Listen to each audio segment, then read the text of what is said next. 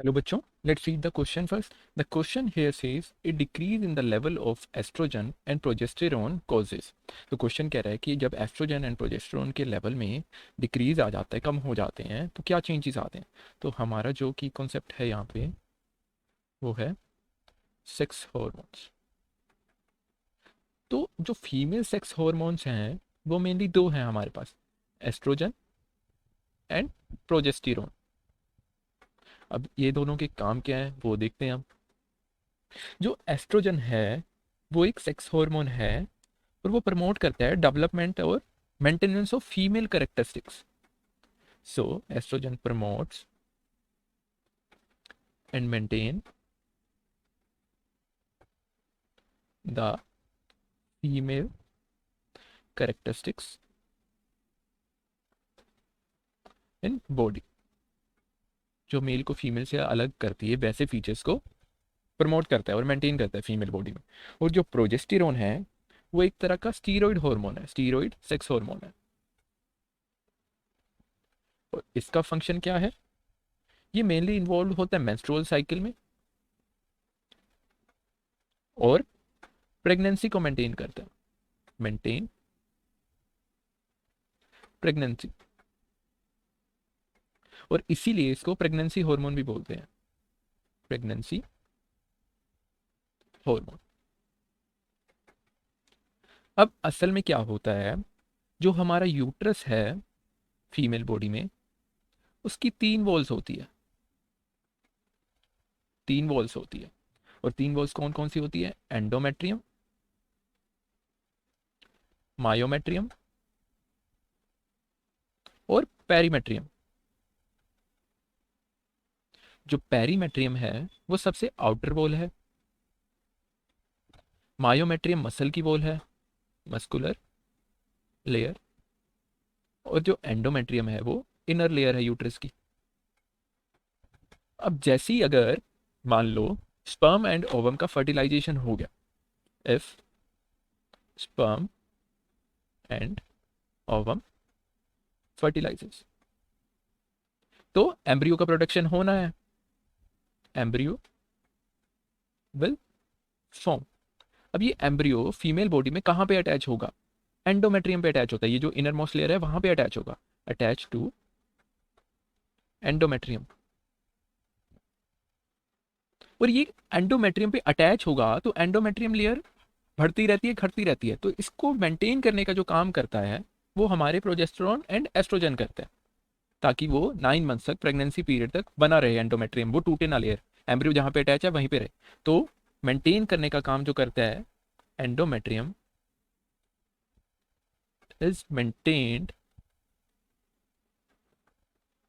During pregnancy by progesterone mainly and oestrogen, by progesterone and oestrogen. अब maintain करना है तो प्रेगनेंसी के दौरान प्रोजेस्टेरोन एंड एस्ट्रोजन का लेवल हाई रहता है। तो यहाँ पे होगा oestrogen and progesterone level is maintained high in pregnancy। और मान लो अगर फर्टिलाइजेशन नहीं हुआ, इफ नो फर्टिलाइजेशन, फर्टिलाइजेशन नहीं हुआ तो एंडोमेट्रियम की कोई ज़रूरत ही नहीं है, क्योंकि प्रेगनेंसी होगी ही नहीं। अगर फर्टिलाइजेशन नहीं है, एंडोमेट्रियम की ज़रूरत नहीं है, तो एस्ट्रोजन एंड प्रोजेस्टेरोन के लेवल डिक्रीज हो जाएंगे। Oestrogen and progesterone level falls, decrease हो जाएगा। और डिक्रीज हो जाएगा तो इससे एंडोमेट्रियम शेड हो जाएगी, एंडोमेट्रियम शेड्स डाउन, टूट जाएगी, ब्रेक हो जाएगी।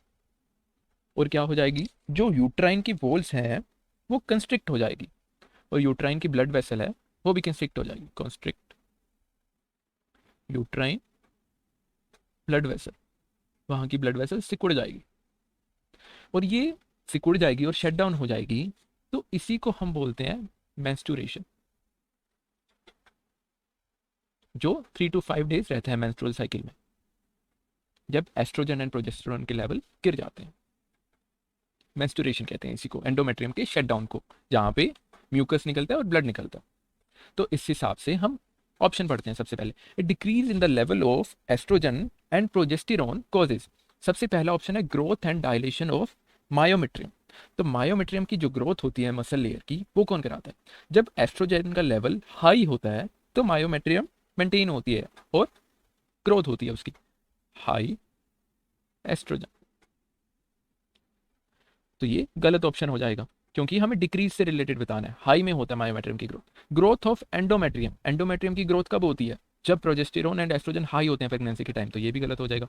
तो बी ऑप्शन में क्या आ जाएगा? हाई एस्ट्रोजन एंड प्रोजेस्टेरोन चाहिए उसके लिए। फिर उसके बाद है constriction of uterine blood vessels leading to slowing of endometrium और यूट्राइन एपिथेलियम। तो ये भी हमने डिस्कस करा, जब प्रेगनेंसी फर्टिलाइजेशन नहीं होगा तो एस्ट्रोजन और प्रोजेस्टेरोन का लेवल डिक्रीज हो जाएगा और इससे एंडोमेट्रियम टूट जाएगी और यूट्राइन ब्लड वेसल सिकुड़ जाएगी। तो ये सही ऑप्शन जा रहा है।